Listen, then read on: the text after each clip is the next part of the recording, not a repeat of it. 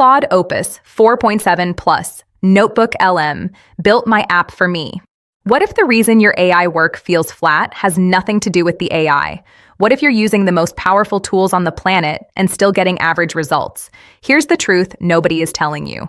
The top creators stopped using one AI for everything months ago. They're stacking two tools in a very specific order, and the results are wild. Hey, I'm the digital avatar of Skylar. I help people learn AI tools and actually use them in their work. Not in theory. In real projects, real workflows, real outputs you can use today. In this video, I'm going to break down the exact three-step system that combines Claude Opus 4.7 with NotebookLM. I'll show you what each tool does, why this combo works, and the pro tips beginners need to know. Stick around because I'm also sharing the one mistake almost everyone makes the first time they try this. Let me start with what changed. Anthropic released Claude Opus 4.7 on April 16, 2026. It's their most capable generally available model right now.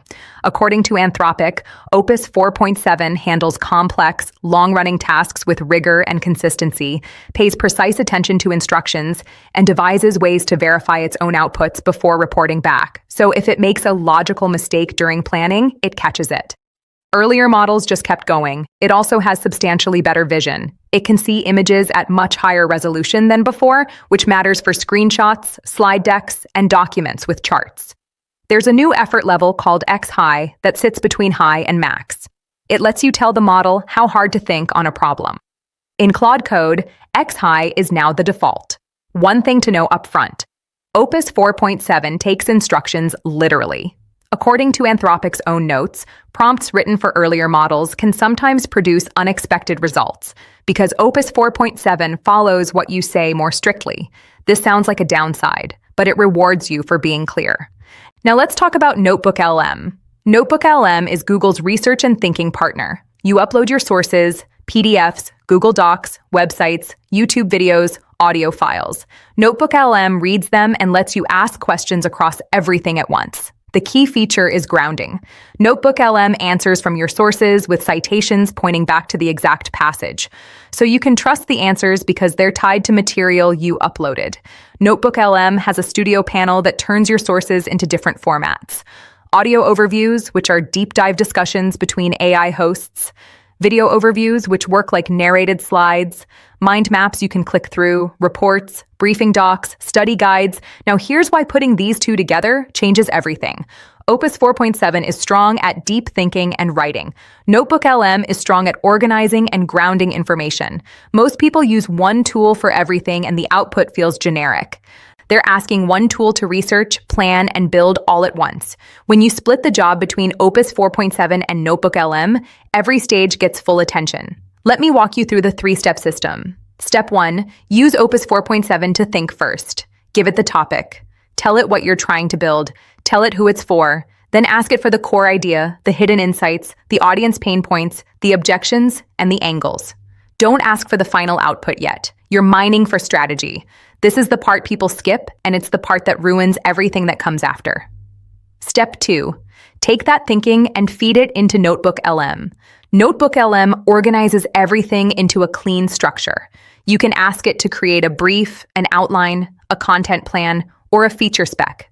Because NotebookLM is grounded, it will not invent things. It only structures what's actually there. Every line in your structured plan can be traced back to the source. When I first started using AI tools like this, I was overwhelmed.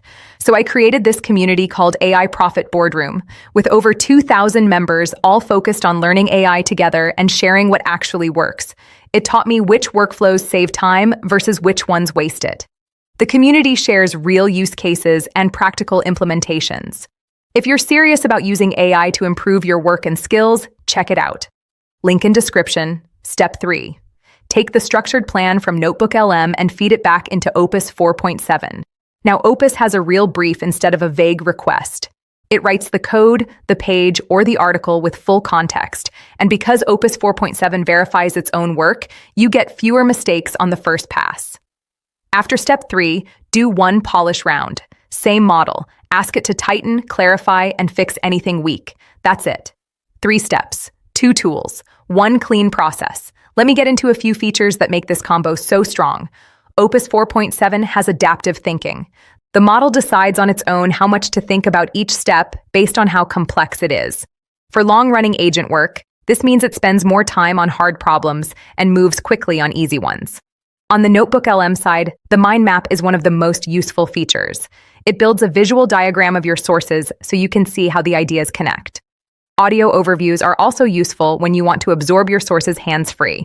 Let me give you some pro tips for beginners. Tip 1. Be specific with Opus 4.7.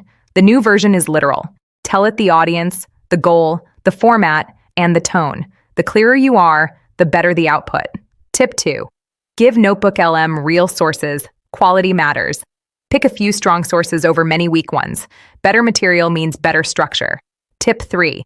Use the right effort level in Claude code. The default is X high on Opus 4.7. That's good for most things. Drop lower for exploratory work. Use max only when you really need deep reasoning, because max can overthink and slow things down. Tip 4. Don't skip the polish step. Even when the first draft looks good, ask Opus 4.7 to tighten the hooks, the flow, and the call to action. Editing is a different job from writing. Tip 5. Claude Opus 4.7 is available across Claude products and the Claude API, plus Amazon Bedrock, Google Cloud Vertex AI, and Microsoft Foundry. So no matter what platform you're on, you can probably access it. Now let me tell you the one mistake almost everyone makes. They try to do the whole thing in one tool. They open Opus 4.7 and ask for a finished landing page in one prompt. Or they open NotebookLM and try to use it as a writer. Neither works well. The magic is in using each tool for what it's good at. Opus thinks and writes. NotebookLM organizes and grounds. Try this combo on a real project this week. Pick something small, a landing page, a blog post, a study guide, a simple app idea. Run it through the 3 steps. Notice how different the output feels.